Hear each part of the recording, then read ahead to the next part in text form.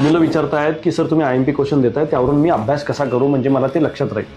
लक्षात घ्या, हा अभ्यास आपण पहिल्यांदा करत असू तर साहजिकच आहे ते लगेच विसरलं जाणार. तुम्ही एकदा वाचलं ते विसरलं जाणार, दोनदा वाचलं कदाचित थोडंसं लक्षात राहील, तीनदा वाचलं तर त्याची लेवल थोडीशी वाढली असेल. ह्याच्यात थोडी इम्प्रूव्हमेंट करायला काय करावं लागेल माहिती का?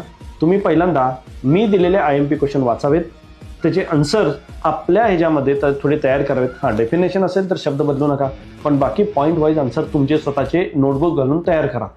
एकदा का तुमच्याकडे रेडी आन्सर्स ते तयार झाले की त्याची प्रॅक्टिस करा. एकदा दोनदा लिहा, लिहिल्याने लक्षात राहणार आहे. लिहिताना पण आपण काय करतो, वाचतो आणि एक वाक्य वाचतो लिहितो, एक शब्द वाचतो लिहितो. एवढं नाही करायचं आहे. आपल्याला ब्रेनची कपॅसिटी वाढवायची, ना की फक्त हाताची. मग तुम्ही काय केलं पाहिजे, तुम्ही एका ह्याच्यात 3 ते 4 क्वेश्चन व्यवस्थित वाचले पाहिजेत, समजून घेतले पाहिजेत आणि मग बुक बंद करायचं आहे आणि कोऱ्या पानावर लिहायचं आहे. आमचे सर म्हणायचे की ज्याला कोऱ्या पानावर पुस्तक लिहिता आलं, अख्खे पॉईंट लिहिता आले पेपरला जायच्या आधी, त्याची प्रिपरेशन जबरदस्त आहे.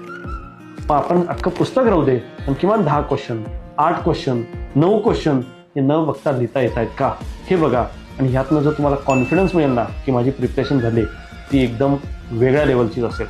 ट्राय करून बघा. Academy app JEE, NEET, MST CET च्या प्रिपरेशनसाठी आजच डाउनलोड करा.